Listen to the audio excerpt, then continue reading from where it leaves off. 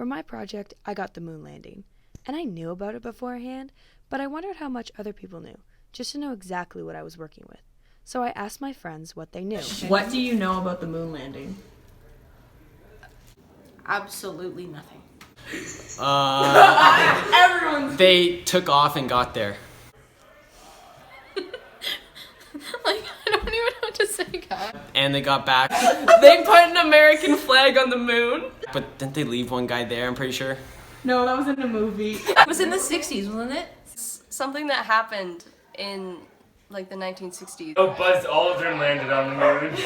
Oh, like Louis Armstrong didn't, like... Louis? No, not Louis. Lance Armstrong. No. There's another guy that went on the moon, but I don't remember his name.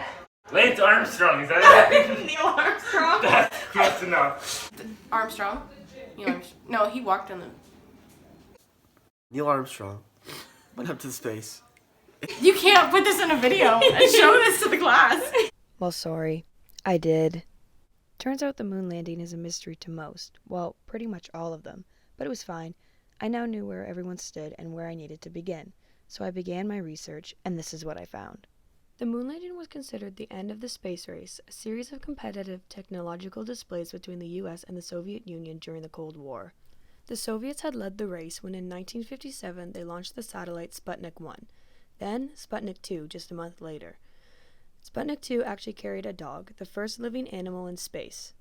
The US didn't achieve this for another year until the founding of NASA, which promised to put humans into space, but the Soviets beat them to it. In 1961, Yuri Gagarin was sent into orbit, becoming the first person ever to fly in space.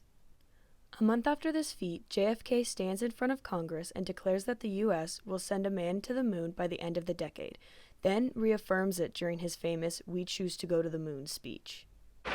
We choose to go to the moon in this decade and do the other things, not because they are easy, but because they are hard. And so, the Apollo program was born.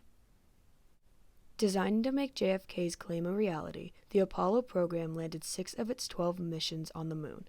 Apollo 11, 12, 14, 15, 16, and 17 all landed on the moon, with the exception of Apollo 13, which malfunctioned. You know. Houston, we have a problem. That one. The missions that landed on the moon returned plenty of scientific data, including over 400 kilograms of lunar samples. That seemed to cover the important parts, so I went back through the interviews with my friends just to make sure, and I came across this. Was it real, Kat? Wait, what? How can you know about a fake event, Kat? Everyone thinks that it's faked, and there's like some kind of proof. A lot of people have conspiracies about it. They think that it didn't happen. Turns out a lot of people think the moon landing never happened. In fact, 5% of the US population believe they were faked in an attempt to beat the Soviets to the moon. But why? I mean, you've got the pictures, audio, moon rocks, even video footage. How could you think it was fake with all that? So I looked into it, and here are the most popular theories as to why the moon landing was faked. Number 1. Shadows. In the pictures, there's multiple angled shadows. That's gotta mean there was at least one more source of light. Maybe a giant studio light. No. The landings took place during lunar dusk or dawn, and the pictures were taken on hilly, brightly lit areas, meaning that these shadows are gonna have multiple different angles. Number 2, there are no stars in the pictures. Space is full of them. Why don't you see them? Think about when you go outside at night and you try to look at the stars. Can you see them? Typically not, because the brightness of your surroundings washed them out. It's the same thing that happened on the moon. The brightness of the moon's surface washed out the stars in the background. Number 3, the flag is blowing. How can there be wind if the moon has no atmosphere and space is a vacuum? This one is probably the most common one. If you look at the pictures, there's clearly a stiff wire keeping the flag in place, and the wind was caused by Buzz Aldrin when he was twisting the pole into the ground. I figured that was the end of my journey, but I had one last question left. What was it actually like? I mean, I wasn't around for it, and my parents were too young to remember. What was it actually like to watch as a man walked on another world for the first time? So I asked a group of people to tell me what they could remember. I'm Joanne Oliver. Hi, I'm David Whittick. I'm 62 years old. I was 12 years old when they landed on the moon. I was probably 14 in 1969, so I was too young to go to Woodstock. I was when I was a teenager at that point. I was almost 15, but I have I have a little brother who is a lot younger than me. He was 4 and he was really excited about all this moon landing stuff. July the 20th, 1969.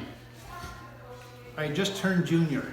I told him, I said, the astronauts are in this little capsule, and I said, it's just like being in the dryer at home. My memories of it were of the astronauts bouncing around as opposed to walking while they were on the moon.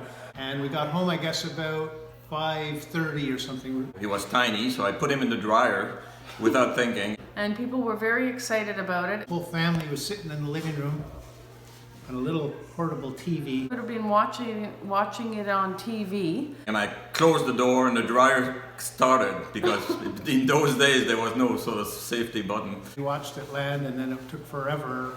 We finally opened the door, and then down he came. So he did one full circle. I got it out right away. He wasn't hurt or anything, and he just loved it. He was just excited.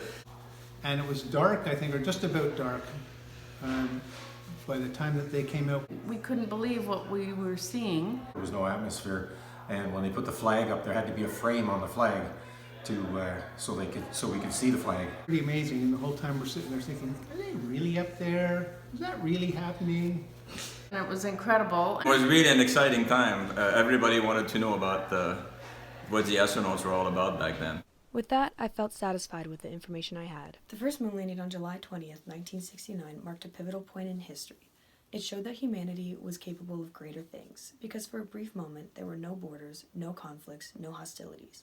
The world just came together and watched in awe as one of their own stepped into another world. And since then, it has inspired people all over to do great things. That's one small step for man, one giant leap for mankind.